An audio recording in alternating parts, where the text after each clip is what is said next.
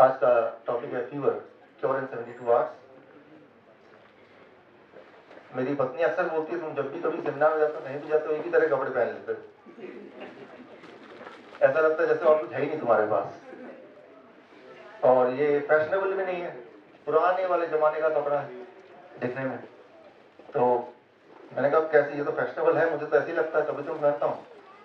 कहा नए जमाने का कुछ पहनो, दिखने में नया लगना चाहिए, नया जो ट्रेंड है आजकल वो देखो, नोटिस करो और उसके हिसाब से पहनो।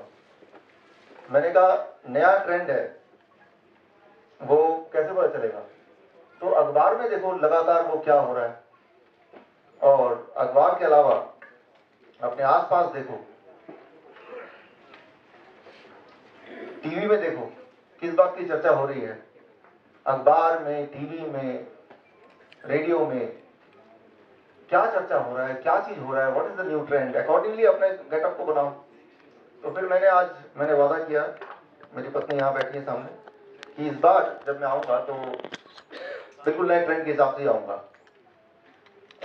ऐसा ही मैंने किया, देखने में नहीं लग रहा, अभी लगेगा। इस बार मैंने अभी छुपा के रखा, वो इसलिए क्योंकि कहीं ऐसा ना कि मुझे देख के कोई और एक ट्रेंड चुरा दे, इसलिए इसकी लॉन्चिंग मैं अभी कर रहा हूँ।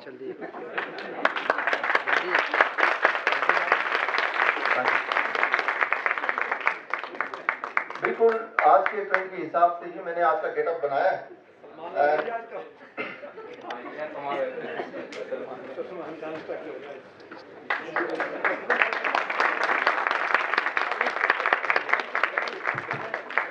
आई थिंक आज का ट्रेंड यही है, हर जगह सवाल यही है, डेंगू, यही स्टाइल है आज का। तो शुरू करते हैं। डेंगू से ज्यादा उसका जो डर है, that is what is killing most of the people.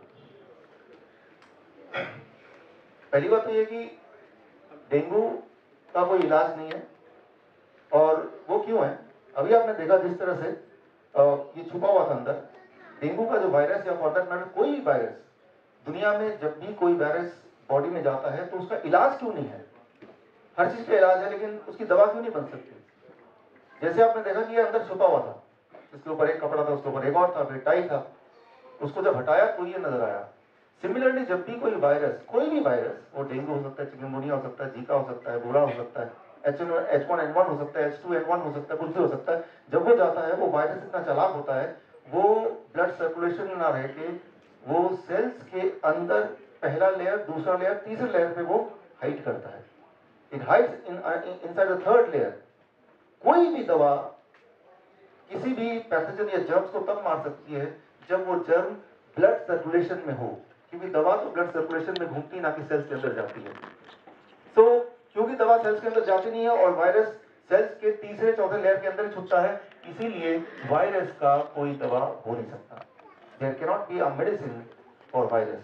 जब वायरस ब्लड सर्कुलेशन में आएगा तभी दवा कुछ कर सकती है। एक तो ये पहला कारण है, it hides inside the cell. दूसरा कारण, इट चेंजेस शेप, तो लगातार शेप बदलती रहती है। कोई भी वायरस है, उसकी एक कैरेक्टरिस्टिक है, आज वो कोई शेप में, कल वो कोई शेप में। फॉर एग्जाम्पल, आपने एक हाथी को मारने का एक मशीन बनाई, जब तक वो मशीन आपने बना के तैयार किया तब तक हाथी मच्छर में कन्वर्ट हो गया। तो आप मच्छर के को बनाने के, मारने की मशीन को बनाने की तैयारी करने लगे, लेकिन जब तक वो मशीन तैयार हुई तब तक वो एक कुत्ता बन गया। Right, what I mean to say, आपका दुश्मन का अगर आपको आइडेंटिटी पता है, उसका शेप साइज पता है, तभी उसका वेपन या उसका टूल या उसका मेडिसिन कुछ बन सकता है। लेकिन जिसका एक स्थिर शेप ना हो, उसका मेडिसिन कैसे बनाएंगे आप? इसीलिए वायरस का कोई दवा हो नहीं सकता। तीसरी बात, सबसे इंपॉर्टेंट बात, वायरसेस आर नॉन लिविंग। आप उसी चीज को मार सकते हो जो जिंदा तो हो, जो चीज जिंदा ही नहीं उसको मारेंगे कैसे? Right, so you cannot kill the virus because virus are non living, first of all. And the most important thing is, जैसे ही वायरस किसी सेल के अंदर एंटर करता है तो सेल के मटेरियल को, डीएनए, आरएनए, प्रोटीन को यूज करते हुए वो मल्टीप्लाई करता है। Means outside the body it is non-living, inside the cells of your body it behave like living, means it multiplies। और जब वो मल्टीप्लाई करता है तो वो जो वायरस है वो बाकी सेल्स के अंदर भी अंदर दे एंटर। ऐसे में अगर आप दवा लेंगे तो वो दवा क्या करेगा, जैसे आपने देखा वो टाई, वो दवा एक टाई की तरह है, वो दवा, कोई भी दवा आप लेते हैं, खास तौर पे पेन किलर लेते हैं या फीवर को कम करने के लिए लेते हैं, वो क्या करता है, उस वायरस को सेल्स से बाहर निकलने नहीं देता है, वो अंदर ही वो सेल्स के दरवाजों को बंद करने लगता है, द मेडिसिन। लेकिन उससे क्या होगा कि वायरस सेल्स के अंदर मल्टीप्लाई होता रहेगा और एक टाइम होगा कि वो इतना ज्यादा वायरस सेल्स के अंदर होंगे, सेल्स ही डिस्ट्रॉय होगा and then it will burst inside, that is even more dangerous. So there can not be a medicine for virus, और ना तो कोई क्योर है, और क्योर की बात तो छोड़ ही दीजिए, वायरस को आप डायग्नोज भी नहीं कर सकते। कौन सा वाला वायरस है, डायग्नोज करने का कोई तरीका नहीं है। फॉर एग्जाम्पल, डेंगू है, H1N1 है, कोल्ड है, चिकनगुनिया है, जीका है, ये नया आने वाला है इंडिया में, राइट। सो लेकिन अब कैसे डायग्नोस होगा कि ये कौन सा वाला वायरस है? फॉर एग्जाम्पल, सारे में आप देखिए प्लेटलेट काउंट लो होता है, ये डेंगू में भी होता है, H1N1 में भी, कोल्ड में भी होता है, चिकनगुनिया में भी होता है, जीका में भी होता है, बॉडी एक वो भी सब में होता है।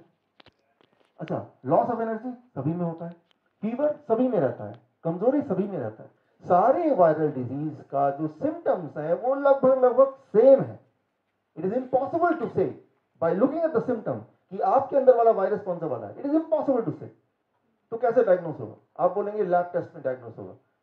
जो पॉपुलर लैब टेस्ट है उसका, जो the most popular lab test, जो first line of lab test है, उसे कहते हैं PCR test, polymerase chain reaction test, virus की आइडेंटिटी जानने का। बट इंटरेस्टिंग बात यह है कि इस टेस्ट के आविष्कारक कैरी मुलस, उनका कहना है कि this test can detect the genetic sequencing of virus but not the virus themselves. ये वायरस की जेनेटिक सीक्वेंसिंग बताता है, ना कि वायरस की आइडेंटिटी बताता है। वायरस के अंदर कौन सा प्रोटीन है वो बताता है, और वो वाला प्रोटीन किसी और वायरस में भी हो सकता है, किसी और तरह के वायरस में भी। तो ये जो टेस्ट अभी यूज करते हैं हॉस्पिटल में, डॉक्टर यूज करते हैं, वो टेस्ट से वायरस नहीं पता चल सकता, राइट। वो टेस्ट से सिर्फ ये पता चल सकता है कि उसका प्रोटीन क्या है, और डेंगू के वायरस का प्रोटीन और H1N1 वायरस का protein they are same. So this means वो कुछ भी हो सकता है।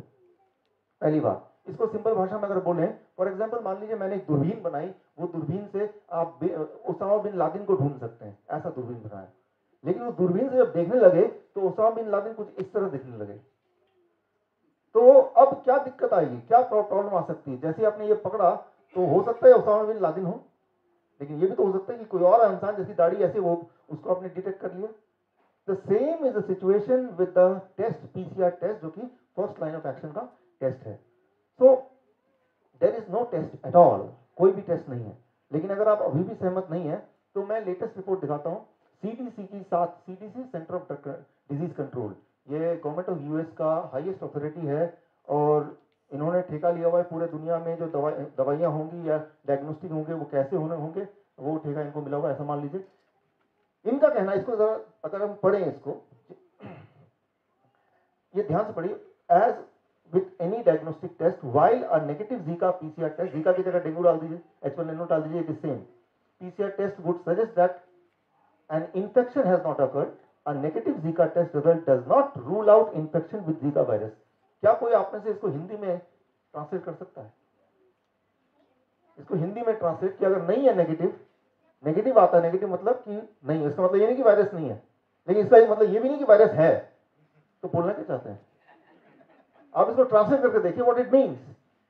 कि अगर नेगेटिव रिजल्ट है इसका मतलब ये तो ये है कि शायद नहीं है, लेकिन ऐसा नहीं है कि नहीं है, हो भी सकता है या नहीं भी हो सकता है। तो व्हाट इट मींस। लेकिन अगर आप उसको डिटेल रिपोर्ट चाहते हैं, पूरा जो 7 पेज रिपोर्ट है इसका, that file is here, right. तो ये फाइल आप देख सकते हैं। तो पूरा अगर पढ़ेंगे, मैं आ रहा हूं, आपके दिमाग में सवाल आते रहेंगे, keep on writing it, right. तो जीका की जगह आप डेंगू कर लीजिए यहाँ पे, वो ज्यादा आपको समझ आएगा, लेकिन बात एक ही है। तो ये जो सब्जेक्ट है, इसमें आपकी जितनी अंडरस्टैंडिंग है, डॉक्टर की अंडरस्टैंडिंग उससे ज्यादा नहीं है, उतनी है। ये एक स्पेशल सब्जेक्ट है वायरस के ऊपर, इसे कहते हैं वीरोलॉजिस्ट। और एक डॉक्टर को वीरोलॉजिस्ट यानी कि वायरस के बारे में उतनी अंडरस्टैंडिंग, उतनी नॉलेज जितनी आपकी हो। इसके लिए स्पेशलिस्ट होते हैं वीरोलॉजिस्ट, उनको थोड़ा ज्यादा नॉलेज है, वो इसी पे काम करते हैं सालों साल। पूरे दुनिया में ऐसे थोड़े से वीरोलॉजिस्ट हैं, उनमें से एक का नाम मैं लूंगा, उनका नाम है लियोनार्ड होरोविट्ज। दुनिया के टॉप 10 वायरस स्पेशलिस्ट जिन्होंने ये किताब लिखी है, बड़ी महंगी किताब, और उनसे मैंने एक बार फ़ोन पे बात किया, एक बार स्काइप पे बात किया, उनसे मैंने पूछा, अपने कन्फ्यूजन दूर किए। आपको याद है 2009 में H1N1 जब फैला था, तो रिमेंबर, अगर याद नहीं आ रहा तो ये फोटो कुछ याद आ रहा है ऐसे कुछ, जहां भी जाते हैं मास्क लगा के, है ना, और H1N1 हर जगह था। और हालांकि डायग्नोज करने का कोई मेथड नहीं है, और जो मेथड है वो अपने आप में फ्लॉड मेथड है, लेकिन उस वक्त सारे डॉक्टरों की ट्रेनिंग हो गई और डॉक्टरों के पास एक मैजिकल ताकत आ गई, वो फोन पे ही डायग्नोज करने लग गए H1N1। So what I mean to say, बहुत स्पेशलाइज बात है वायरस। अभी अभी हमारे ऑफिस में करीब 7-8 लोग डेंगू या चिकनगुनिया ऐसा कुछ हो गया, और वो चले गए डायग्नोस्टिक के लिए। जैसा प्रोटोकॉल होता है कि जैसे आप हॉस्पिटल जाएंगे डायग्नोस कराना पड़ेगा, लेकिन डायग्नोस कराने से होगा क्या? और मैंने कहा चलो दिखाओ रिपोर्ट, उसमें ब्लड टेस्ट के अलावा MRI भी, अल्ट्रासाउंड भी, सारा कुछ है। मैंने कहा ये अल्ट्रासाउंड किस लिए है? तो डॉक्टर ने बोला क्या पता अल्ट्रासाउंड में दिख जाए आपका वायरस।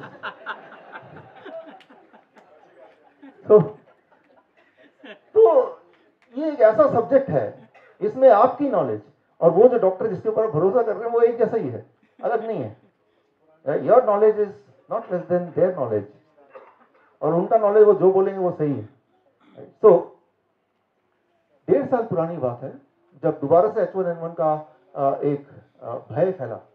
H1N1 फैला कि नहीं वो तो क्वेश्चन मार्क, उसका जब भय फैला, 1.5 साल पुरानी बात है, तब मैं बाहर गया था। भूषण जी हैं आप? भूषण जी, हाँ आप हैं। मैं वो आपके मित्र की बात कर रहा हूँ। हाँ, तो मैं जब बाहर गया हुआ था तो उनको बुखार हुआ, एडमिट हो गया हॉस्पिटल में। कौन सा हॉस्पिटल? अपोलो वो था, एशियन था, एशियन था ना।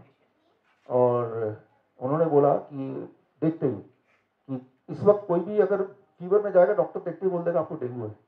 उस वक्त का ट्रेंड था H1N1, उस वक्त का स्टाइल था H1N1, आपको तो H1N1 है, और दवा भी चालू कर दी, और 3 दिन के अंदर उनकी डेथ हो गई। 3 दिन के अंदर, जब तक मैं वापस आया तब तक डेथ हो चुकी थी। और खुद गाड़ी चला के गए थे, और विदिन 3 days ही डाई। सो मैंने थोड़ा इन्वेस्टिगेट किया, और जो टॉप वीरोलॉजिस्ट है उनके सामने एक केस रखा, उसको डिटेल में एक्सप्लेन, उसको मैंने स्टडी किया उनके साथ मिलके। लेकिन उनका जो एक क्लिपिंग है वो आपको दिखाता हूँ, उनका क्या मानना है, वो डेथ हुई कैसे, इसको समझना आपके लिए जरूरी है। I am having in my hand the death certificate of one of my friend. A specific case I would like to discuss with you. He was admitted on 27th of February, that is just last week, with the symptoms of pneumonia in one of the biggest hospital of India, and the doctor suspected of H1N1 and gave him Tamiflu. And on 2nd of March, that is after 3 days of admission of pneumonia, he died. And the death certificate said that he died of H1N1 positive. So what do you think? My belief is he did not die of H1N1. My belief is he died of the treatment of Tamiflu. What I think is that the Tamiflu is the cause of the death rather than any virus. What is your take on this? I would have to agree completely with you. I totally agree with that diagnosis. I believe that if you start to study Tamiflu and the fraud that was instigated in the process of approving Tamiflu, I would have to go back and study, but I seem to recall that the whole Tamiflu operation and the drug company that produced it was under the direction of the American military industrialist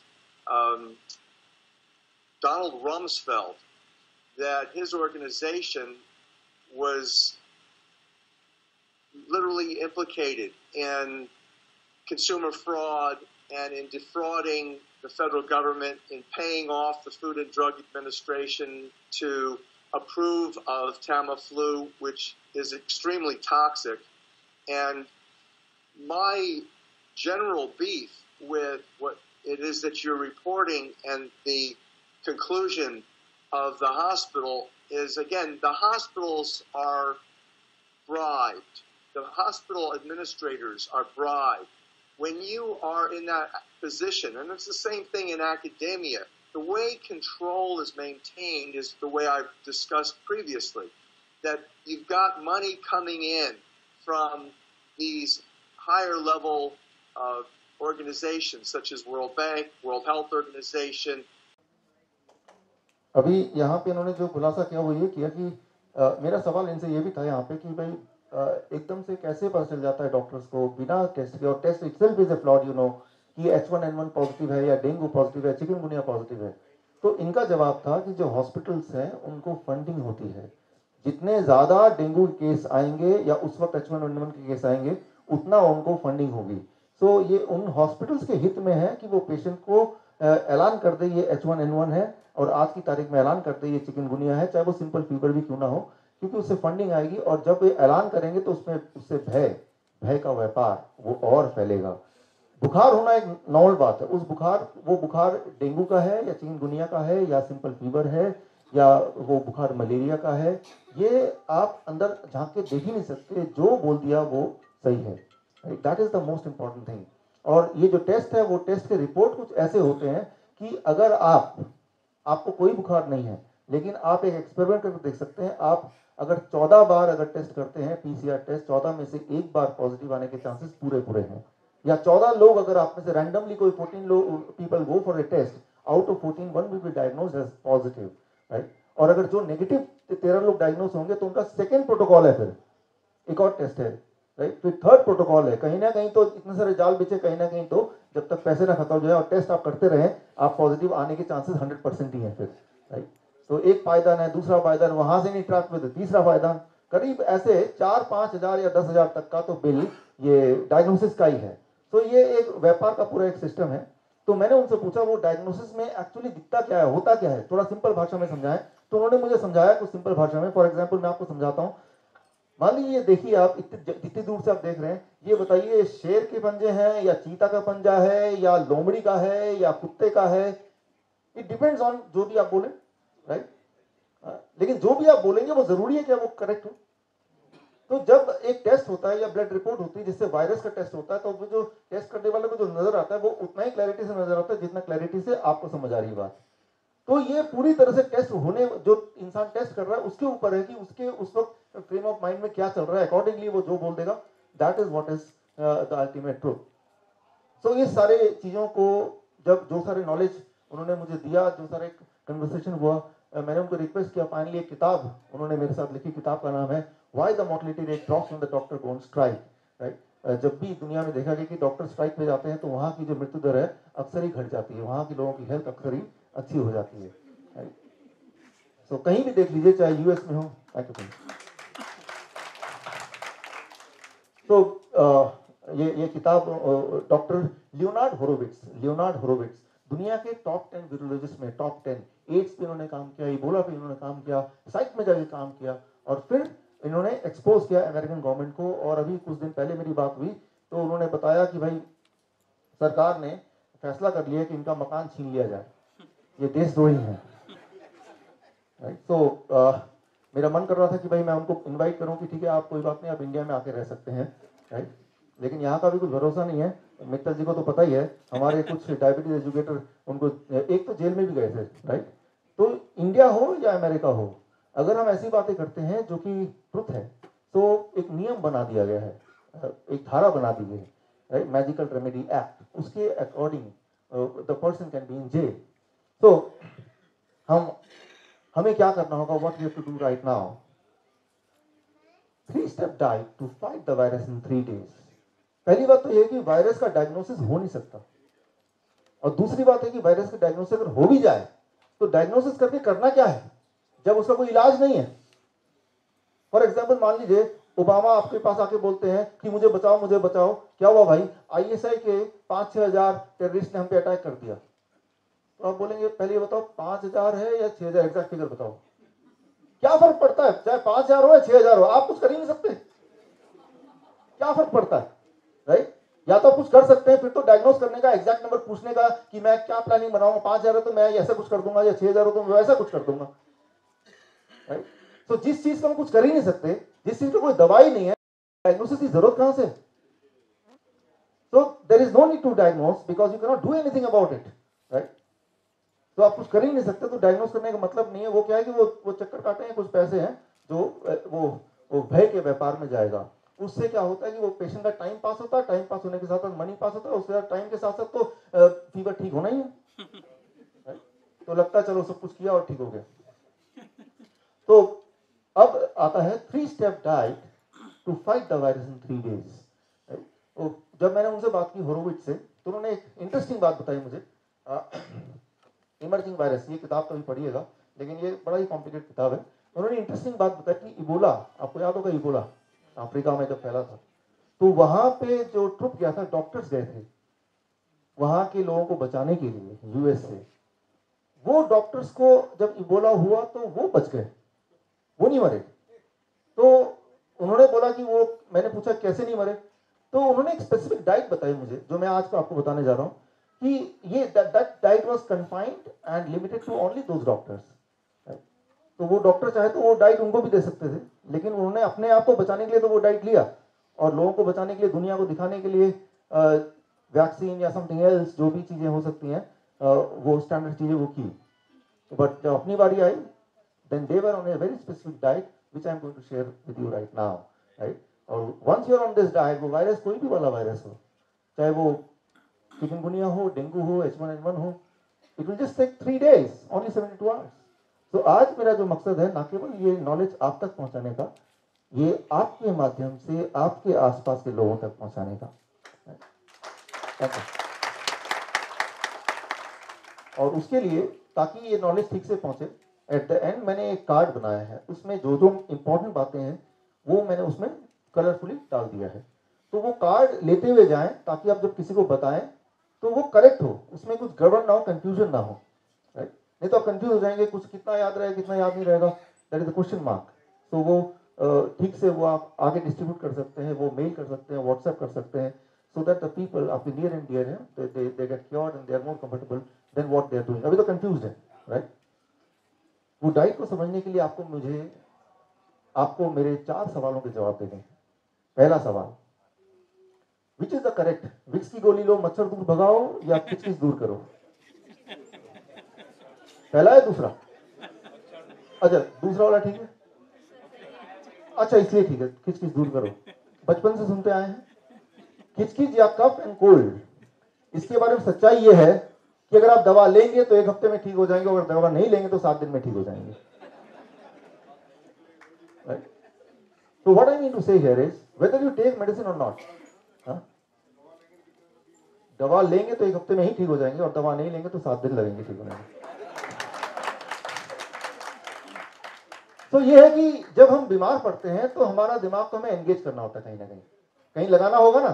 तो doctor पास जाए, line में खड़े हो, chemist shop में खड़े हो, छुट्टी दे रहे हैं, तो वो दिमाग, ध्यान जो है वो बीमारी से हट गया, और बॉडी तो फाइट कर रही है, 7 दिन में ठीक होना ही है, उसमें कुछ भी बेच डालो, राइट? जो बेचना बेच डालो। तो डॉक्टर यही करते, वो जो 7 दिन है वो फियर फैक्टर है, उसमें सारा बिजनेस हो गया।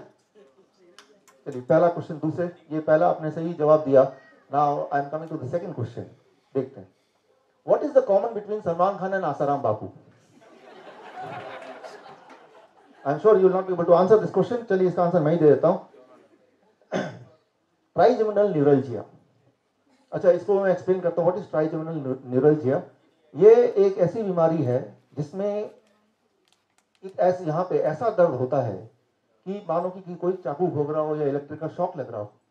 ये तो हुई एक बात है, लेकिन इंटरेस्टिंगली अगर कोई स्कैन करता है, एमआरआई करता है, या उसमें नर्व में कहीं पे भी कोई डैमेज या किसी तरह से वो दिखता ही नहीं है, लेकिन दर्द होता है। That is called trigeminal neuralgia.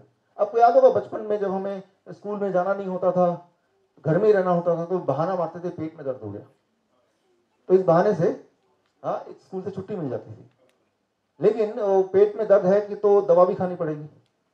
लेकिन ये एक ऐसी बीमारी है कि कोर्ट से बचने के लिए कोई भी बोल सकता है, राइट? क्योंकि बीमारी का डायग्नोसिस सिर्फ ये है कि वो पेशेंट बोलेगा, उसी को मानना पड़ेगा, there is no other diagnosis. और बीमारी का कोई इलाज भी नहीं है, क्योंकि डायग्नोसिस ही नहीं है। सो सेफली कभी अगर ऐसा हुआ कोर्ट या जेल से बचना है, याद कर लीजिए, ट्राइजेमिनल न्यूरल्जिया, ये याद कर लीजिए, मुझे ट्राइजेमिनल न्यूरल्जिया है, राइट? तो ये प्रावधान है कि किसी ने अगर बोल दिया ट्राइजेमिनल न्यूरल्जिया, तो मानना पड़ेगा, वो पेशेंट है, उसको हॉस्पिटल ले जाना पड़ेगा, ना कि कोर्ट या जेल। राइट। देखिए एक नॉलेज तो मिल गया आपको कम से कम। चलिए मेरा तीसरा सवाल, अब दर्द की बात आई तो दर्द से जुड़ा हुआ तीसरा सवाल, व्हाट इट एक्चुअली मीन्स, मर्द को दर्द नहीं होता, इसका मतलब क्या है? मर्द को वाकई में दर्द नहीं होता, पहला। दूसरा, मर्द को दर्द तो होता है लेकिन वो किसी से बताता नहीं है। ए या बी, विच इज राइट? ए या बी? बी, मतलब दर्द होता है लेकिन बताता नहीं है। चलिए, लेकिन इसका कनेक्शन क्या आज के वो 3 डेज का डाइट का वायरस से क्या कनेक्शन है आगे पता चल जाएगा। चलिए उससे पहले coming to the fourth question, viral fever हो तो ठीक होने के लिए कहाँ जाएं? पहला, हॉस्पिटल में जाएं। दूसरा, मंदिर में जाएं। तीसरा, वॉशरूम में जाएं। चलिए इसके जवाब को मैं आगे दूंगा टाइम आने पे। अब शुरू से शुरू करते हैं। वायरस कैसे आता है, क्या करता है और हमें क्या करना है? देखिए इस वक्त हम बातचीत कर रहे हैं, आप मुंह खोल रहे हैं, बंद कर रहे हैं, सांस ले रहे हैं। So in this atmosphere thousands and thousands of suspended particles are there, जो हमारी आंखों से हम देख नहीं सकते, उसको रिकॉग्नाइज नहीं कर सकते। अब देखिए यहाँ पे लाइट पड़ रही है, अगर लाइट पे यहाँ पे बिल्कुल झांकेंगे तो यहाँ पे सस्पेंडेड पार्टिकल दिखाई देंगे। Getting the point, right? So those are the particle जो वैसे नहीं दिखाई दे रहे हैं बट वो है, एग्जिस्ट करते हैं दुनिया में, and there are thousands of different kind of, most of them are harmless, वो कुछ भी नहीं करेगा, right? We can not avoid that, वो नाक के अंदर जाएंगे, बाहर आएंगे, बट वो हार्मलेस हैं, they can not do anything. Some of them are useful, वो फायदा करेंगे, right? And some of them are harmful as well, वो हार्मफुल भी हैं, वो इसको लगा दो, या हटा दो पीछे, वो हार्मफुल है, सम ऑफ देम आर हार्मफुल। उनमें से कुछ वायरस हो सकता है, वो वायरस कुछ भी हो, उसका नाम कुछ भी दे दें आप। वो वाले वायरस जब जाते हैं बॉडी में, नाक से, मुंह से, कैसे भी करके, या फिर मच्छरों से कैसे भी करके, when they enter the body, वो बॉडी में कुछ करते हैं और हमारे ब्रेन को पता चल जाता है कि हमारे बॉडी में एक दुश्मन आ गया है, अब उसको भगाओ। हमारा brain is tuned to help you, to protect you, your health, and so that you are able to live a healthy long life. तो ब्रेन के पास कुछ वेपन्स हैं, टूल्स हैं, जिस टूल से वो वायरस को इनफेक्टिव करके, उसको वीक करके बॉडी से निकाल सकता है। वो टूल बॉडी के पास है, वो टूल ब्रेन के पास है। तो सबसे इंपॉर्टेंट टूल है that is fever, high fever, temperature. एक इंपॉर्टेंट बात है कि जब टेम्परेचर बढ़ जाता है, ज्यादा टेम्परेचर पे वायरस इनफेक्टिव हो जाता है, वो एक्टिव नहीं रह सकता है, वो मल्टीप्लाई नहीं हो सकता है, और उसके बाद हमारा बॉडी उसको बॉडी से बाहर थ्रो कर सकता है, हमारा ब्रेन, दैट्स द मैकेनिज्म। लेकिन जब हाई टेम्परेचर होता है तो क्या होता है कि हमें डिस्कम्फर्ट भी लगता है, ऑफ कोर्स, हमें खाने पीने का मन नहीं करता, काम करने का मन नहीं करता। So it is called disease, disease. Disease का मतलब इलनेस नहीं है, disease, I am not at ease, I am not comfortable, right? So I am disease means I am not easy, it is not easy, it is not comfortable, that's all. लेकिन वो हमें as a human we are not, right, much accustomed to living in disease, हमें comfortable चाहिए। तो एकदम से वो doctor याद आता है कि भाई मुझे बीमार पड़ गया, मैं क्या करूं, तो मेरे पास आ जाओ, मैं कुछ करता हूँ। और वो जैसी दवा देते हैं, एकदम से टेम्परेचर डाउन हो जाता है, फोर्सफुली डाउन होता है, तो ब्रेन एज्यूम करता है कि वायरस चला गया होगा, राइट? जबकि वो मेडिसिन कैसे काम करता है, come to it, but the temperature goes down and the brain assume that the virus is gone, और द बैक्टीरिया इज गॉन, और द जर्म इज गॉन। जो वायरस है वो नॉन लिविंग होते हुए भी वो बड़ा इंटेलिजेंट है, उसको पता चल गया कि ये इंसान को पता चल गया है कि भाई कुछ गड़बड़ है, तभी ये इधर उधर जा रहा है। तो virus remains inactive for some time, 2-3 महीना, राइट? और वायरस बल्कि शुक्रगुजार है उस डॉक्टर का, डॉक्टर ने उस इंसान को बचाया, वायरस को बचा लिया। वो तो ब्रेन तो मारने वाला था ना अभी, टेम्परेचर। तो वायरस बोलता है थैंक यू डॉक्टर, आपने मुझे बचा लिया। लेकिन एट द सेम टाइम वो अलर्ट होकर शांत बैठ जाता, चुपचाप, 1-2 महीना, 3 महीना, 4 महीना, राइट? लेकिन फिर अपनी हरकत में दोबारा आना ही है, that's why he is inside the body. After all, कोई भी क्रिएचर इस दुनिया में उसका एक उसका मकसद होता है मल्टीप्लाई करना। ह्यूमन है, एनिमल्स हैं, बर्ड्स हैं, ट्रीज हैं, टू मल्टीप्लाई, राइट? ताकि उसकी आबादी बढ़े, और that is the ultimate aim, goal of anything which is being existing in this world, even the non living viruses. और जब दोबारा मल्टीप्लाई करना है, तो जैसे ही मल्टीप्लाई करने की बारी आएगी, तो इस बार वायरस को पता चल गया कि ब्रेन टेम्परेचर बढ़ा देगा और मैं इनएक्टिव हो जाऊंगा। तो 2-3 महीने में वायरस एक स्किल सीख लेता है कि हाई टेम्परेचर में वो मरेगा नहीं, राइट टू अंडरस्टैंड। अब हाई टेम्परेचर में मरना, राइट, उससे कैसे प्रोटेक्ट करना है, दैट वायरस लर्न्स इट। यानी कि अब ब्रेन के पास ये वाला टूल नहीं है, लेकिन ब्रेन के पास कुछ और वेपन्स हैं। एक वेपन है कफ एंड कोल्ड, राइट? तो बहुत ज़्यादा जुकाम, आपने गौर किया होगा, दवा लिया, फीवर ठीक हो गया, लेकिन 1-2 महीने बाद जुकाम आ गया। Those are connected things which you will not able to understand कि दोनों में कनेक्शन है, लेकिन वही वाला वायरस था, लेकिन अब उसने रूप चेंज कर लिया, स्टेट चेंज कर लिया। मैंने बताया था a virus can change the state many times, right? तो अब जब कफ हुआ, कोल्ड हुआ, again it is a disease. क्या करेंगे आप? वो वही डॉक्टर ट्रेंड, राइट? डॉक्टर साहब देखिए बार बार कफ आ रहा है, कोल्ड आ रहा है, डोंट वरी, कोई भी चीज बाहर नहीं आनी चाहिए, सब अंदर रहना चाहिए, ऐसा इंतजाम मैं कर दूंगा, राइट? तो ऑफकोर्स ऐसा इंतजाम किया कि कोई भी चीज बाहर ना आए, वो कफ जो है, जो गंदगी है, वो अंदर ही रहना चाहिए। एंड व्हाट हैपेंस, वो दबा लिया, वो कफ अंदर है, and that is like a swimming pool for the germs, right? Germs ने एक बार और डॉक्टर ने बचा लिया, और साथ में स्विमिंग पूल भी दे दिया गिफ्ट में, राइट? सो उस स्विमिंग पूल में वो जर्म्स थोड़ी और फूलेंगे, बट इंटेलिजेंट जर्म्स हैं ब्रेन को धोखा देने के लिए कि दोबारा ये कफ एंड कोल्ड ब्रेन कर देगा, तो पहले मैं ये सीख लूं कि कफ एंड कोल्ड से बचा कैसे जाए। ये बात याद रखिए कि that is called vaccination, that is called immunity. जैसे हमारी इम्यूनिटी है, वो वायरस की भी इम्यूनिटी है। वो virus will learn the skill how to protect from fever and then how to protect from the cough as well. उससे भी मैं पकड़ाना चाहूँ, लेकिन उसको मल्टीप्लाई करना जो उसका मेन ऑब्जेक्टिव था, वो तो है ही। तो जब उसने अपने आप को इक्विप कर लिया, कोल्ड से या कफ से मैं बाहर नहीं जाऊंगा, तैयार कर लिया, और दोबारा से हरकत में आ गया, he started multiplying and damaging the body. अब ब्रेन को पता चल गया कि वो वायरस है या कोई ना कोई वायरस है, लेकिन ब्रेन के पास कुछ वेपन्स और भी हैं। उनमें से एक है लूज मोशन या vomiting, right? It is not a illness, it is disease, discomfort, right? लेकिन जैसे लूज मोशन हुआ, it is not comfortable, it is not fashionable. जरा सोचिए, अभी लूज मोशन हुआ, भाई साहब रुकिए, मैं जरा लूज मोशन से आता हूँ, फिर तब तक फिर शुरू कीजिए, कितना अजीब लगेगा, राइट? तो अच्छा नहीं लगेगा। तो भाई वो फिर बोलेगा डॉक्टर भाई मैं अभी सेमिनार में जाऊंगा, और अगर लूज मोशन होगा तो I will miss something, right? बार बार कौन जाएगा टॉयलेट में, ये अच्छी बात नहीं है। डोंट वरी, कोई भी चीज बाहर नहीं आनी चाहिए, सब अंदर रहना चाहिए। तो एक बार फिर से उसने ऐसा दवाई दे दिया कि इट इज फोर्स्ड, तो लूज मोशन बंद हो गया। आप बोले डॉक्टर आपने क्या कमाल कर दिया, राइट? लेकिन ट्राई टू अंडरस्टैंड, मान लीजिए आप यहाँ ड्राइव पे आ रहे हैं और वहां पे रेड लाइट, जो पेट्रोल का लाइट ब्लिंक कर रहा है, व्हाट इट मींस कि पेट्रोल अभी कम है, तो क्या करना होगा? आपको घुमा के पेट्रोल पंप पे लेके जाना होगा, that's what you have to do, right? लेकिन आपके सामने डॉक्टर बैठा हुआ है, डॉक्टर बोला डॉक्टर साहब देखिए ये ब्लिंक कर रहा है, बड़ी मुसीबत है यार, अभी ठीक करता हूँ, कैंची लाके वो तार काट दी जिससे वो ब्लिंक करता है। अरे यार आप तो कितने अच्छे कमाल, अब देखो कोई प्रॉब्लम ही नहीं। So try to understand the warning. It was a warning only. Warning should not be confused as an illness, right? जो warning है उसको illness नहीं समझना चाहिए, वो disease है। It is not an illness, it is not a disease, it is disease only, right? So यहाँ पे हो क्या रहा है कि बार बार ब्रेन अपने वेपन्स को एक करके खत्म कर रहा है, right? And as it is, right, using one by one weapons, the virus is becoming stronger and more influenced. उसको पता चल गया कि अब इसका जो पैंतरा है ब्रेन का, ये एक और टूल है लूज मोशन वाला। अब ही लर्न अ स्किल, ताकि नेक्स्ट टाइम लूज मोशन अगर होगा भी, राइट, ब्रेन ने इनिशिएट किया भी, तो virus can protect itself, right? So every time you are giving, making the virus stronger by taking that medication, right? सो ये वॉमिटिंग है, ये लूज मोशन है, ये फीवर है, ये कोल्ड है, these are not illness, these are the protective mechanism of the brain and you should not interfere with it, right? सवाल दिमाग में आता है टेम्परेचर बहुत ज्यादा बढ़ गया तो, सारा टेम्परेचर में तो बॉडी के सारे सेल्स भी मर जाते हैं, यू विल डाई, तब क्या करें? उसका जवाब आने वाला है, डोंट वरी, टेम्परेचर नहीं बढ़ेगा, बढ़ नहीं सकता, थोड़ा तो बढ़ेगा लेकिन डेंजरसली नहीं बढ़ेगा, उसका इंतजाम हो जाएगा, राइट? लेकिन मैं ये बोलना चाह रहा हूँ फिलहाल तो कि ये बीमारियां नहीं है, let's not confuse it as a disease, it is just a discomfort, it is just a protection. For example, मान लीजिए आपका घर में, राइट, प्रोटेक्शन के लिए आप कुछ रखते हैं वेपन्स, राइट, ताकि कोई चोर आ जाए या कोई डाकू आ जाए तो कुछ उसका सामना करें।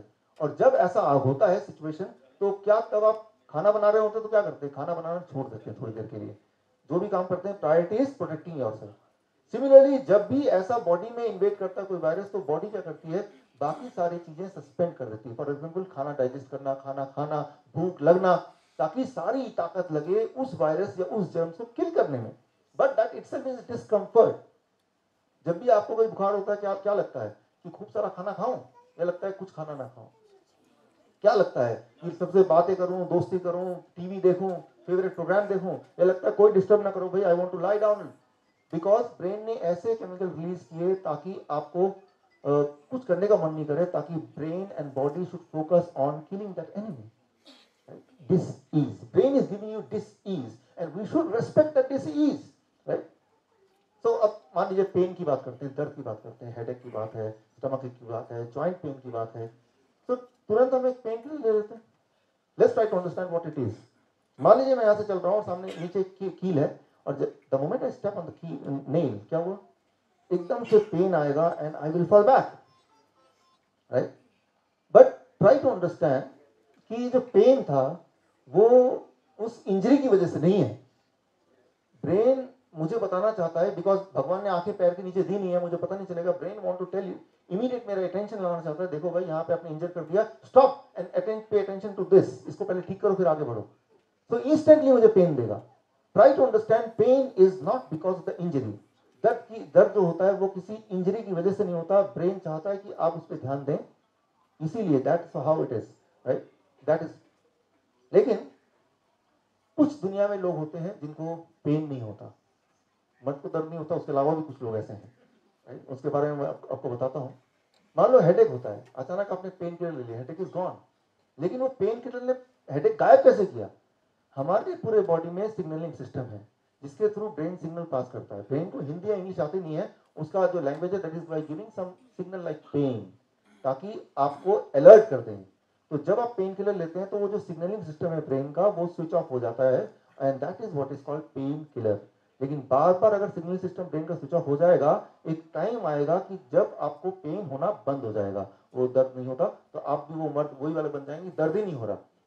फॉर एग्जाम्पल जो डायबिटीज के पेशेंट होते हैं एडवांस वाले, उनका आपने कई बार ध्यान दिया होगा कि जब वो चलते हैं तो अगर कोई कील चुभ जाए तो उनको नहीं पता चलेगा, राइट? और वो इंजर होता रहेगा बिकॉज ब्रेन ने पेन सिग्नल देना बंद कर दिया है. लेकिन पूरे दिन के बाद जब शाम को आते हैं और जूते और मोजे उतारते हैं तो मोजा पूरा ही खून में लथपथ. That is the time, for the first time ही नो, अरे यार मैंने अपने पैर को इतना इंजर कर दिया, राइट? तो try to understand and tell me, pain is an enemy और pain is a friend? Friend. तो पेन को इंटरफेयर नहीं करना है, राइट? जैसे टूथ एक हो गया, हेडेक हो गया, तुरंत एक पेन किलर ले लिया. पेन किलर का मतलब ब्रेन की जो सिग्नलिंग सिस्टम है उसको आपने इंटरफेयर किया. इसका मतलब नेक्स्ट टाइम और आगे आगे एक टाइम आएगा जब ब्रेन पेन सिग्नल देना बंद ही कर देगा. ऐसे कुछ बच्चे पैदा होते हैं दुनिया में जिनको कहते हैं CIPA. CIPA, congenital insensitivity to pain, that is CIPA. मतलब बचपन से उनके बॉडी में पेन सिग्नलिंग एबिलिटी, वो उसके साथ पैदा ही नहीं हुए थे. उनको पेन नहीं होता, दर्द नहीं होता. टीचर मार ली, तड़ा मारते रहो, मुझे तो कोई पेन ही नहीं हो रहा. अच्छा आइडिया ना? कैसा लगेगा ऐसी जिंदगी, पेन ही ना हो? मजा आएगा? अच्छा रहेगा कि नहीं रहेगा? वो बोलेगा मैं तो सीपा चाइल्ड हूं तो मुझे तो पेन नहीं होता. अब देखिए, इस वक्त अगर मैं आपकी फोटो खींचूं, इस वक्त यहां से आपकी फोटो खींचूं, 15 मिनट बाद एक और फोटो खींचूं, अभी देखिए आप कैसे बैठे हैं, कोई ऐसे बैठा है, कोई ऐसे बैठा है, कोई पैर ऊपर कर बैठा है. 15 मिनट बाद अगर एक और फोटो लें और दोनों कंपेयर करें, क्या आपका पोज बिल्कुल सेम रहेगा? Not all. तो जैसे आप एक पर्टिकुलर पोज में बैठे हैं तो आपका ब्रेन नजर बनाया हुआ है उस पोज पे और आपके टिश्यूज पे. टिश्यूज की एक कैपेसिटी होती है उस वेट को झेलने के लिए. उस कैपेसिटी के बाद वो टिश्यू ब्रेक होना शुरू हो सकते हैं. तो ब्रेन क्या करेगा, एक पेन सिग्नल भेजेगा और आपको बिना डिस्टर्ब किए ही एक हल्का पेन सिग्नल. तो आपका ध्यान यहाँ है लेकिन आपने पोस्चर चेंज कर लिया, राइट? लेकिन जो सीपा चाइल्ड है, सीपा चाइल्ड, मान लीजिए मैं ऐसे खड़ा हूं तो मेरा 70 kg का वेट है, मैंने अपना सारा वेट इस लेफ्ट पैर में ज्यादा डाला हुआ है, बट मेरे left leg is design to hold that weight for some time. लेकिन उसके बाद क्या होगा कि मेरे टिश्यूज टूटने लगेंगे, लेकिन उससे पहले ब्रेन एक सिग्नल देगा, pen signal, I will change the posture, right? तो सीपा वाला बच्चा क्या करेगा, फॉर एग्जाम्पल मान लीजिए यहाँ पे ये बहुत गर्म है एंड अननोइंगली मैं अपना हाथ ऐसे रखता हूँ, I pull it back, right? Because ये हीट है, ब्रेन ने बिल्कुल पेन सिग्नल दिया मेरे फिंगर्स पे और जलने से पहले मैंने इसको कर लिया. लेकिन जो सीपा चाइल्ड है उसका हाथ यहीं रहेगा, पेन सिग्नल ब्रेन भेज नहीं पा रहा है. और क्या होगा कि कुछ समय बाद जब वो देखेगा अरे मेरे हाथ का है, वो तो जल ही गया, लेकिन फिर भी उसको पेन नहीं हो रहा है, राइट? तो वो ऐसे खड़ा है और कुछ देर बाद या कुछ घंटों बाद खड़ा रहेगा, वो उसको पेन नहीं होगा, हड्डियां भी टूट जाएंगी तब भी पेन नहीं होगा. सो पेन अगर ना हो, दैट इज कॉल्ड सीपा. ऐसे जो लोग हैं, राइट, वो 25 साल से ज्यादा जिंदा नहीं रहते, 25 years. By the time they are 25 years of old, उन्होंने अपनी इतनी हड्डियां तोड़ चुकी होती हैं, दे डाई, राइट? तो मर्द को दर्द नहीं होता, वो मर्द होने से पहले, मतलब जवान होने से पहले वो दे डाई, राइट? So यहाँ पे the point I want to make here is that pain is a friend, vomiting is a friend, temperature is also a friend.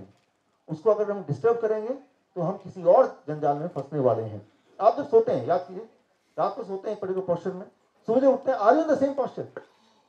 Many time you change the posture, isn't it, right? तो आप एक particular posture में सो रहे हैं, तो आपका brain जगा हुआ है, वो लगातार देख रहा है कि ये टिश्यूज पे ज्यादा लोड तो नहीं है, और जब ज्यादा लोड हो गया तो ब्रेन ने थोड़ा सा पेन दिया, आपको नींद को डिस्टर्ब नहीं किया.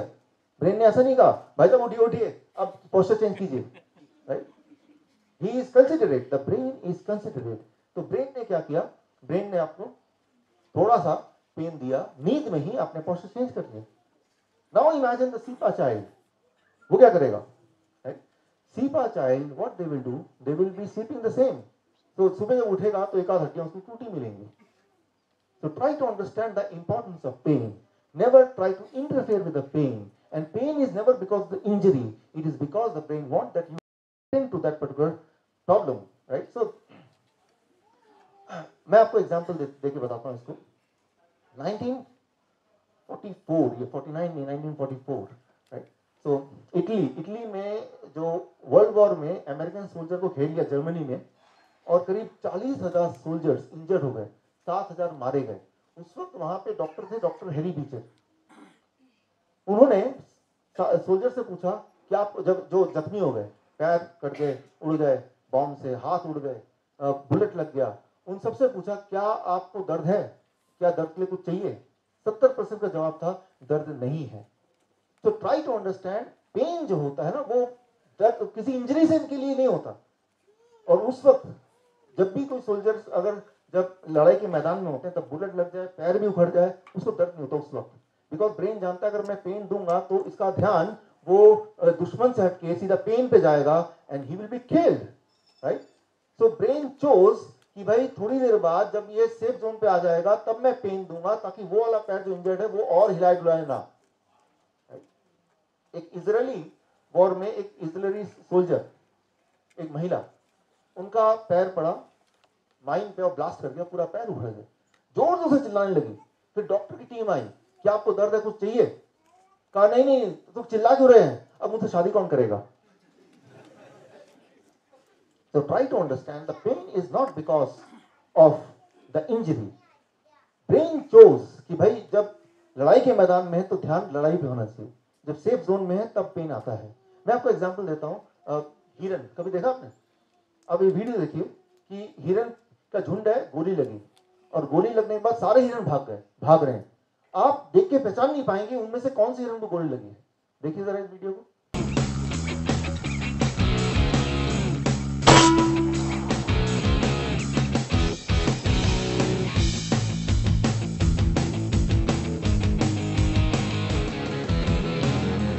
So it took this big doe with the XP Badger. काफी समय बाद उनमें से एक हिरन दूर कहीं जाके पड़ा मिलेगा. That is how you will understand कि इस वाले हिरन को गोली लगी थी. क्योंकि जब गोली लगी उस वक्त अगर ब्रेन पेन इनिशिएट कर देगा तो उसका ध्यान पेन पे चला जाएगा, तो अपने आप को बचाएगा कैसे? So try to understand the pain is not the result of the injury, it is the brain's protective ability. Brain decide करता है कब दर्द देना है, चूज करता है. For example, 1981, 30th March, Ronald Reagan, कौन है रोनाल्ड रीगन? American president. उनको गोली लगी, राइट? वो देखिए गोली लगने वाला scene. It doesn't make much sense, Henry. He puts you here and then he runs around with a big gun.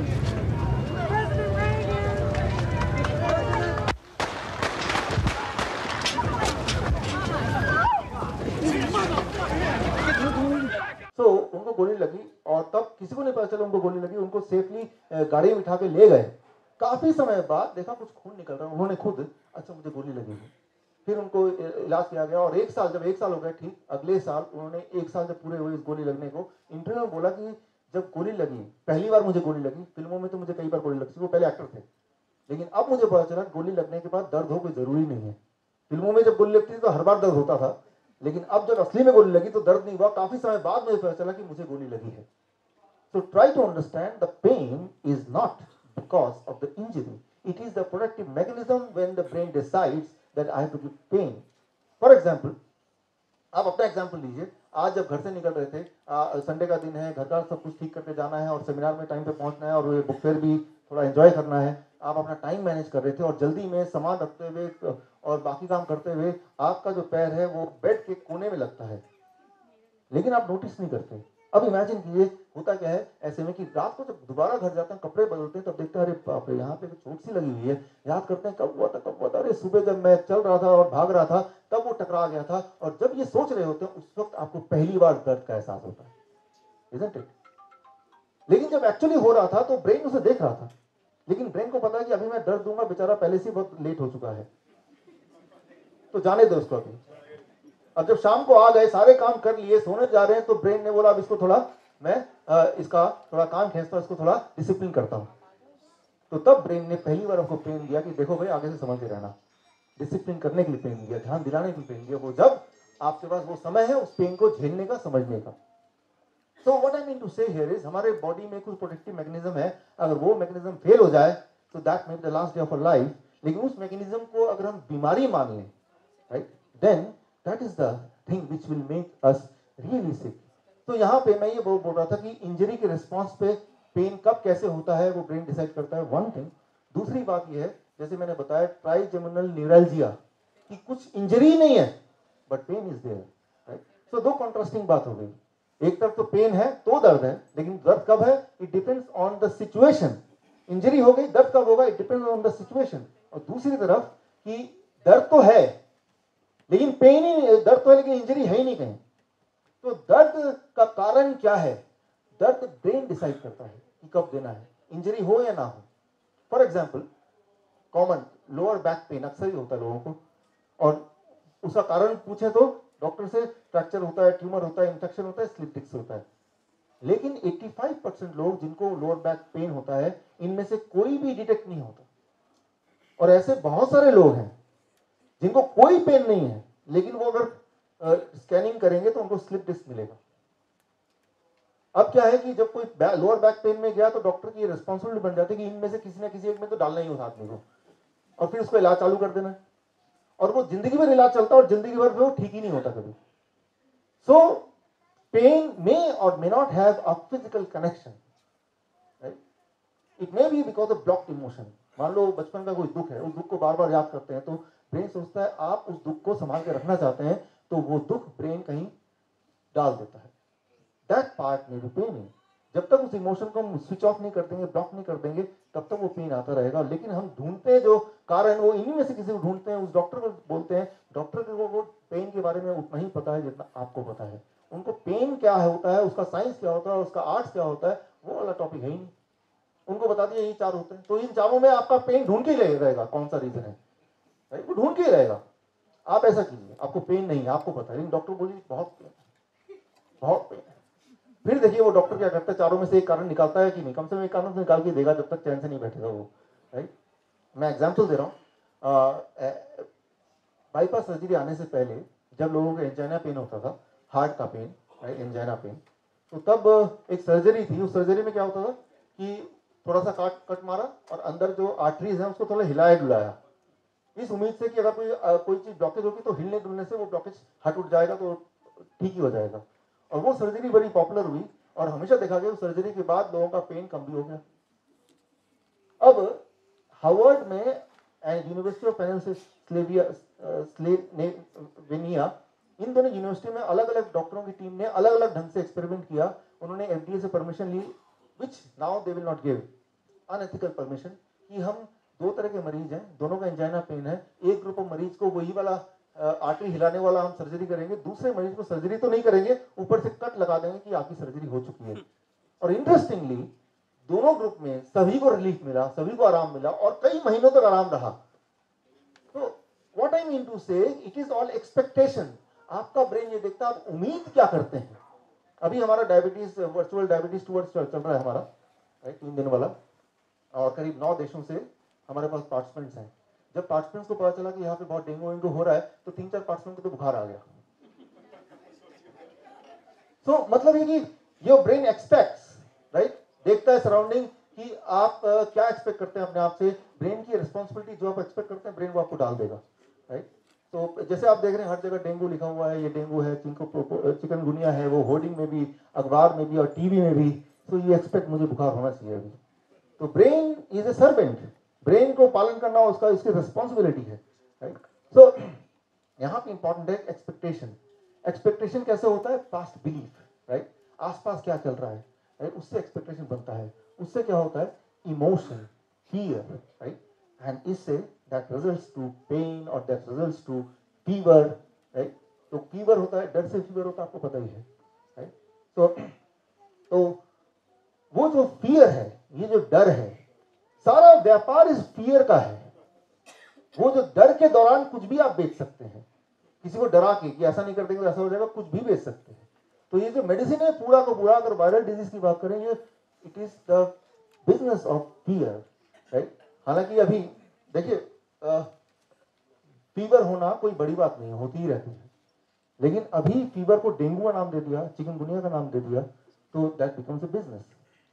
लेकिन सोचने वाली बात, बिल्कुल लॉजिकल बात यह है कि ये तो ऑलरेडी एस्टैब्लिश्ड है कि वायरस का डायग्नोसिस हो नहीं सकता, और अगर हो भी गया वायरस का कोई ट्रीटमेंट है ही नहीं। क्यों नहीं है, मैंने आपको बताया था।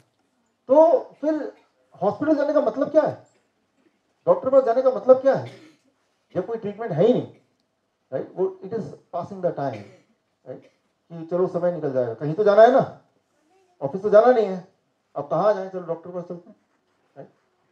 तो टाइम पास होना समझ आती है बात, पैसा भी पास हो जाएगा, राइट। और टाइम पास होने के बाद वो एक हफ्ता लगता है, then you will recover on its own. और अगर आप रिकवर करके सारा क्रेडिट उस डॉक्टर को चला गया, और कहीं अगर कोई पेशेंट अनफॉर्चुनेटली अगर भगवान को प्यारा हो गया तो उसकी किस्मत खराब थी। तो it is a safe business, doctor का बिजनेस सबसे सेफ है कि अगर रिजल्ट नहीं मिलता तब भी पैसे पूरे ही मिलते हैं। खैर, हम अब इससे यहां पे कंक्लूजन पे आते हैं। पहला कंक्लूजन अभी तक का, fever, cold, loose motion, vomiting, pain are the defense mechanism of the body and they are not the illness. इसको इलनेस ना बोल के इसको डिफेंस मैकेनिज्म बोले, इसकी रेस्पेक्ट करें, राइट। इसे घबराए ना, ये बॉडी का इक्विपमेंट, अगर ये नहीं होता तो आप नहीं होते जिंदा, राइट। दूसरी बात, नो डायग्नोस्टिक टेस्ट और मेडिसिन फॉर वायरस। कोई डायग्नोस्टिक टेस्ट है ही नहीं और कोई दवा भी नहीं है, तो कोई मतलब ही नहीं है कि आप अगर कुछ ऐसा हो गया तो डॉक्टर के पास जाएं, हॉस्पिटल के पास जाएं, राइट। कोई मतलब नहीं। वो उनके पास जाना उतना ही ज्यादा रिलायबल रहेगा जितना कि किसी मंदिर में जाना, उतना ही रिलायबल, या किसी चिड़ियाघर में जाना। चिड़ियाघर चले जाएं तब भी जितना पॉसिबिलिटी ठीक होने की उतनी पॉसिबिलिटी है जब हॉस्पिटल चले जाएं, बल्कि ज्यादा है, क्योंकि अगर हॉस्पिटल जाएंगे तो और इन्फेक्शन है, उनसे भी इन्फेक्शन लगेगा जो आपको था ही नहीं। और चिड़ियाघर जाएंगे, आपका मनोरंजन हो जाएगा, आपका दिल अच्छा फील करेगा, you will get cure quickly. तो अगली बार कोई अगर बोलता मुझे डेंगू हो गया, आप बोलिए चिड़ियाघर जाइए, ठीक हो जाएंगे।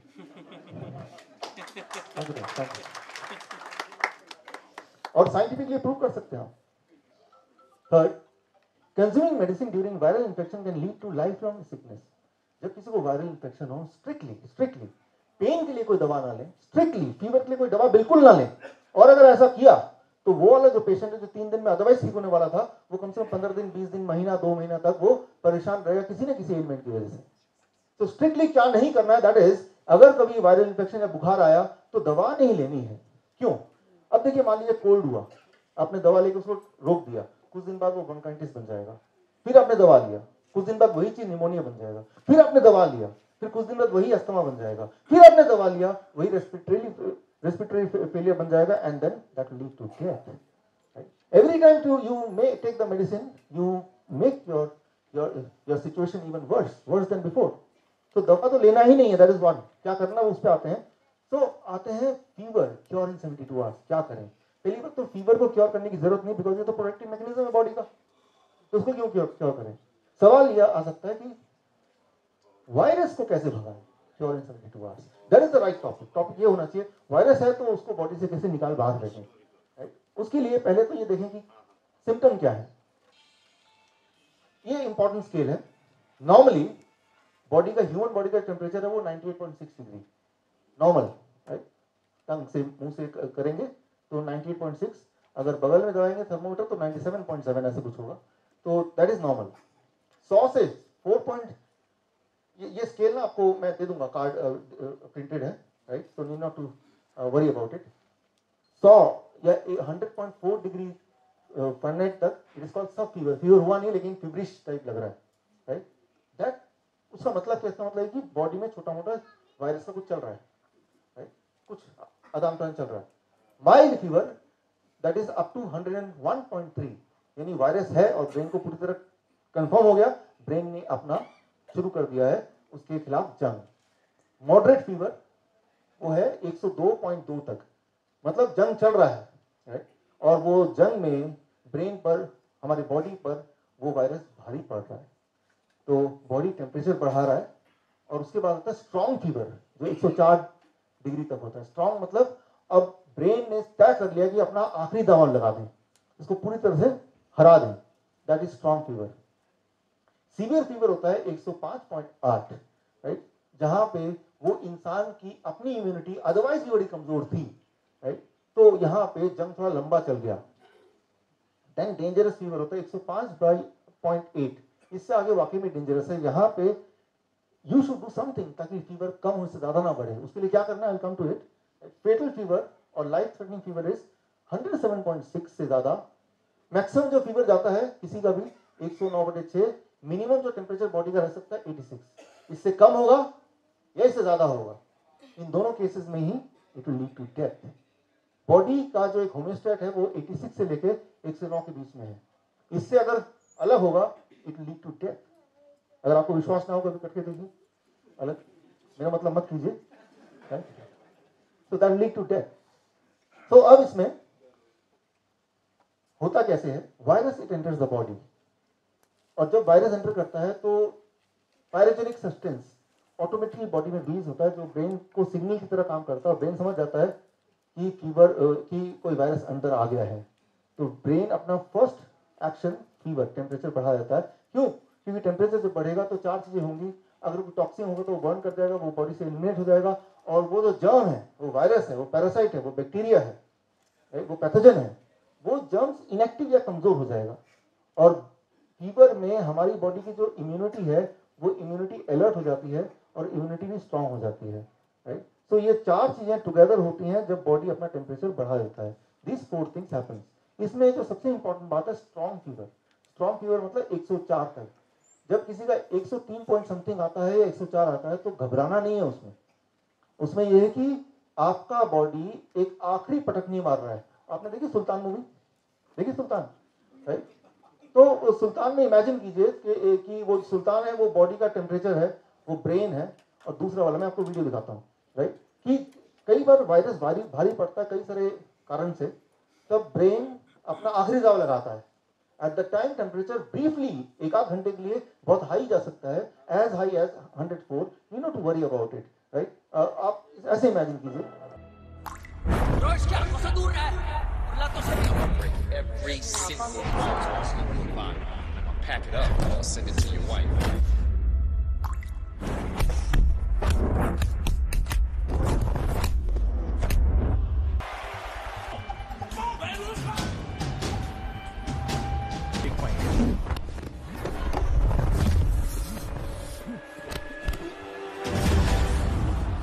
ये सुल्तान का दाव है, वो फाइटर अब दोबारा नहीं उठेगा।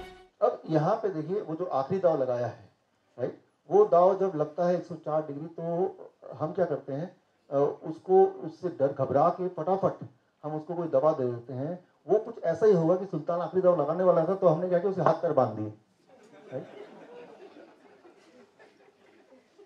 तो लेकिन तो करना क्या है, what we have to do? तो अगली बार जब 103 या 104 के करीब आएगा, याद कीजिए मेरा ब्रेन आज सुल्तान बन गया है, राइट? तो आपको बुरा नहीं लगेगा, आप अपने कॉन्फिडेंस में रहेंगे और आप देखेंगे it is a matter of few hours. वो जो कुछ 1 घंटे होते हैं, 1 या 2 घंटा, that is the main important thing. उस वक्त आप क्या कर रहे हैं? तो क्या करना है, कोल्ड कॉम्प्रेस अगर 103 से ऊपर जाता है and 3 step diet. Cold compress क्या होता है, बड़ा सिंपल है।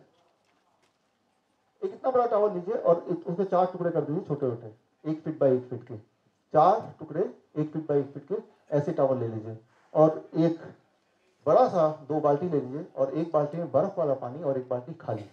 वो चारों टुकड़ों को आप पानी में डालिए, राइट? तो ठंडा पानी उसमें आ जाएगा पूरा, राइट? और उसको निचोड़ के, बहुत ज्यादा भी निचोड़ना नहीं है, एक को तो सिर पे रखिए और बाकी 2 को ये काफ में। काफ में ज्यादा ब्लड वेसल्स हैं, ब्लड क्रॉस हो रहा है, तो वो ब्लड क्रॉस हो रहा है तो वो ठंडा करने का काम करेगा। काफ में, दोनों काफ में अपने पट्टी लगा दी है। हर 3-3 मिनट बाद वो चौथा वाले को फिर इस पे लगाइए, फिर एक और फ्री हो गया, उसको फिर ठंडे में लगाइए। Means every 3 minutes you have to recycle it, right. तो आप देखेंगे टेम्परेचर थोड़ा कंट्रोल में रहेगा, हाई रहेगा 102 103, लेकिन और हाई नहीं होगा। मतलब आप लड़ने का आप मौका दे रहे हैं। इट्स लाइक आपने देखा सुल्तान में वो चीयर अप कर रहे थे सुल्तान को, it's like cheering up, it's like cheering up the body कि हम साथ में हैं। At the same time productive zone भी है, राइट, बिल्कुल नहीं घटाना, एट द सेम टाइम इतना बढ़े ना उसके लिए। पर अब आता है 3 step diet, cold compress plus 3 step diet. Massive dose of vitamin C, उसको क्या करना है, massive dose of vitamin C. ये जो मिला है मुझे, एक तो होरोविट्ज जिन्होंने बताया, फिर मैंने अपना कुछ रिसर्च किया, तो कुछ मेडिकल जर्नल्स कम से कम 100 से ज़्यादा, उनमें से ये 4 बड़े मुझे इंपॉर्टेंट लगे, इंटरेस्टिंग लगे, तो इसका रेफरेंस मैंने यहाँ लिख दिया है। आप चाहे तो मैं पूरा मेल कर सकता हूँ जर्नल की रिपोर्ट्स। तो इस रिपोर्ट के अनुसार ऐसे पेशेंट्स को massive dose of vitamin C देना चाहिए। What is massive dose of vitamin C? ये डिपेंड करता है पेशेंट के बॉडी वेट के according. So it is called 3 step diet. पहला दिन liquid diet, day 2 fluid and day 3 solid diet. Liquid diet क्या है? Weight in kg by 10, glass of mausami juice. मान लीजिए कोई 60 केजी का आदमी है, तो 60 बाई 10 कितना होता है? 6 ग्लासेस ऑफ मौसमी जूस और 6 ग्लासेस ऑफ कोकोनट वाटर, कितना हुआ? 12। तो यानी कि 12 घंटे में, हर घंटे में 1 ग्लास मौसमी जूस, अगले घंटे में कोकोनट वाटर, मौसमी जूस कोकोनट वाटर, राइट। तो एक तो ये। दूसरा, इसमें कई बार कुछ लोग बोलते हैं कि मुझे कोकोनट वाटर नहीं मिल रहा इसी जगह पे, तो मौसमी जूस। कोई बोल रहे मौसमी जूस नहीं मिल रहा, तो कोकोनट वाटर भी 12 ग्लास कर सकते हैं, राइट, हर घंटे। ये कोकोनट वाटर बड़ा ही कमाल करता है। आप इसको देखेंगे तो हैरान हो जाएंगे, जब किसी पेशेंट को देंगे जो इस तरह के फीवर से गुजर रहा है, एक ही दिन में फीवर गायब हो जाएगा, राइट, बट नेचुरली, मतलब बॉडी ने फाइट ऑफ कर दिया। It is full of natural mineral water. सबसे खास मिनरल वाटर भगवान ने बनाया है बॉडी को इंस्टेंटली ताकत देने का, और mineral helps the body to fight with the virus. So total 12 हो गया। उस 12 में कितना मौसमी रखना है, कितना कोकोनट रखना है, सारे कोकोनट रखने हैं, सारे मौसमी रखना है, वो फ्लेक्सिबिलिटी आपके पास है, डिपेंडिंग ऑन कि क्या आपको मिलता है, डिपेंडिंग ऑन कौन सा पेशेंट को ज्यादा अच्छा लग रहा है, इसमें कंफर्ट महसूस कर रहे हैं, ये सारे फैक्टर भी डिपेंड करते हैं। बट टोटल 12 होना चाहिए अगर 60 केजी का इंसान है, और ऐसा हर घंटे उसके धीरे धीरे धीरे चुस्की ले लेके, कटकना नहीं है, चाय की तरह पीना है, शराब पीते ना धीरे धीरे, उस तरह से पीना है। डे 1, तो डे 1 जिस दिन आपको लगा ऐसा कुछ है, तो डे 1 उसको डे 1 डाइट। डे 2 डाइट इसको फ्लूइड डाइट। इसमें देखिए वो 60 केजी का है, तो बाई 20 कितना हुआ? 3, और बाई 20 कितना हुआ? 3, तो टोटल कितना हो गया? 6 हो गया, तो 6 ग्लास, यानी कि आधा हो गया वो तो। Plus weight in kg, that is 60 into 5, कितना हो गया? 300 ग्राम्स ऑफ ये फ्लूइड। टोमेटो एंड कुकुम्बर उसके अंदर देखिए फ्लूइड टाइप होता है, पूरा सॉलिड नहीं है। That is the most important thing, right. तो आपको ये बोलना है कि टोमेटो कुकुम्बर 300 ग्राम पूरे दिन भर में उसके पेट में जाना चाहिए। वो धीरे धीरे ले सकते हैं, एक बार में ले सकते हैं, जैसा मर्जी, बट ओवरऑल वो 60 केजी के आदमी के लिए 6 ग्लास और 300 ग्राम, 300 में से 150 ये और 150 ये, या फिर इसका रेशियो अपने हिसाब से डिसाइड कर लें, अपने टेस्ट के अकॉर्डिंग या अवेलेबिलिटी के अकॉर्डिंग। पूरे दिन भर में ये सारा खाना स्प्रेड करना है, यानी कि सुबह उठा मैंने 6 ग्लास पी लिया, मेरा काम खत्म, पूरे दिन में स्प्रेड करना है, राइट। तब असर ज्यादा आएगा, धीरे धीरे पीना है, तब असर ज्यादा आएगा। Day 2 diet, fluid diet. Day 3 diet, solid diet. Breakfast, अब वो 30 कर दिया, 60 केजी का आदमी है, तो कितने ग्लास होगा total? 2 + 2 4 glasses. Breakfast is 4 glass of liquid. इसमें 2 ग्लास है मौसमी जूस या ऑरेंज जूस या पाइनएप्पल जूस। मौसमी नहीं मिल रहा तो पाइनएप्पल मिलेगा, पाइनएप्पल नहीं मिल रहा तो ऑरेंज मिलेगा, नहीं मिलेगा तो कोकोनट मिलेगा। टोटल 4 ग्लास तो ब्रेकफास्ट में खत्म करने, 12 बजे से पहले lunch is the fluid lunch, that is वही वाला 300 ग्राम जो अभी डे 2 में था। And dinner normal home cook food, ये बड़ा इंपॉर्टेंट है, वही रोटी दाल चावल सब्जी। अच्छा ये क्यों? क्योंकि जब ये खाएंगे तो ब्रेन को एहसास दे रहा है भाई सब कुछ ठीक है, तो घबराओ मत। तो ब्रेन बोलेगा मेरे साथ कुछ अजीब हो रहा है, बॉडी में कुछ अजीब चीज आ रही है, इसका मतलब इमरजेंसी जोन है। तो ये ब्रेन को, उस पेशेंट को एहसास दिलाएगा, उसके ब्रेन को बोलेगा एवरीथिंग इज ओके। और उस वक्त तक, ये तीसरे दिन की बात है, the patient will be actually okay, right. और तब पेशेंट का मन करेगा, खुद ही बोलेगा कि मुझे रोटी खाना है, मुझे चावल खाना है, मुझे दाल खाना है, मुझे सब्जी खाना है, मुझे राजमा खाना है, छोले भटूरे मतलब खाना है या पकौड़े खाने हैं, तो समझ लीजिए पेशेंट ठीक हो चुका है। आप तो वो दे देना उसको, राइट। तो if you do this, it takes just 3 days, maximum 3 days. It takes just 72 hours, right? So अब आपके पास ये है कि आप देखिए कहीं कुछ मिल जाए, कोई बुखार वाला आदमी, तो बस वो तो गया एक्सपेरिमेंट करने को आपके पास गिनी पिग मिल गया, राइट। और कई सारे लोग जिन्होंने बताया क्योंकि घर में कोई ना कोई अभी बुखार है, तो आप तो बस पहुंचे घर और शुरू कर दें, बल्कि फोन पे भी आप शुरू कर सकते हैं ताकि तैयारी हो जाए। तो अब यहाँ पे the most important thing is don't ever go to the hospital, right. That is the first thing. कई बार लोग पूछते हैं अगर कुछ हो गया तो, अगर कुछ हो गया, अगर पेशेंट मर गया तो। मर नहीं सकते डेंगू के वायरस से। डेंगू का वायरस आता कैसे बॉडी में, बताइए कैसे आता है, बॉडी तक कैसे पहुंचता है? मच्छर से आता है। तो डेंगू के वायरस से जब वो मच्छर नहीं मर सकता तो आप कैसे मरेंगे?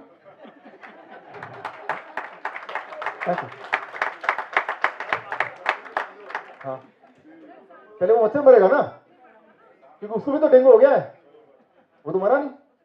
तो डेंगू के वायरस से आप मर नहीं सकते फॉर श्योर, लेकिन जब वायरस अंदर आया तो उसको तो हमने किया क्या बॉडी के साथ, that plays an important role, right. That plays the most important role. तो घबराइए नहीं, आप मर नहीं सकते, कुछ नहीं हो सकता, राइट। यही करना है। बाकी हमारी इम्यूनिटी जो है that is the best weapon. या फिर आप ऐसा कर लीजिए प्रिवेंटिव डाइट, क्योंकि आजकल ऐसा माहौल चल रहा है, तो एक हफ्ते के लिए हम सब, आप सब प्रिवेंटिव डाइट पे चले जाइए ताकि protection from this kind of virus. How do that? Day 3 diet, right. Step 1, एक हफ्ते तक डे 3 डाइट पे रहिए। डे 3 डाइट मैंने बता दिया, मैं आपको कार्ड में दे भी दूंगा। Artificial fever for 7 days, body में आर्टिफिशियल फीवर क्रिएट करना है। उससे क्या होगा कि अगर कुछ वायरस कभी घुसा ही घुसा होगा, जब भी वायरस अंदर एंटर करता है हफ्ते, 2 हफ्ते, 3 हफ्ते बाद आपको असर पता चलता है। तो नया नया वायरस गया होगा तो वहीं पे वो अरेस्ट हो जाएगा by doing an artificial, creating an artificial fever in the body. अच्छा, आर्टिफिशियल फीवर क्रिएट कैसे करना है?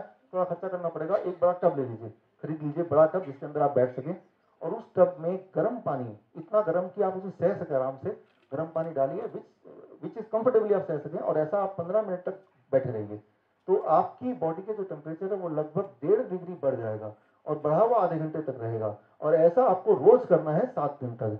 तो अगर कोई वायरस घुस गया होगा जो आगे थोड़ा मैनिफेस्ट होने के बाद फिर वो फीवर आएगा ब्रेन में, लेकिन आपने पहले ही प्रिवेंटिवली डे 3 डाइट को एक हफ्ता फॉलो किया और वो आर्टिफिशियल फीवर भी क्रिएट कर लिया बॉडी में नहाने के वक्त, एंड देन दैट इज कि वो वायरस इससे पहले कि अपने पंख फैलाए और बढ़े और ब्रेन कुछ करे, उससे पहले ही आपने उसको वहीं पे रोक दिया, उसको वहीं पे अरेस्ट कर दिया। So that is called the preventive diet, right. So with that we come to the conclusion of this.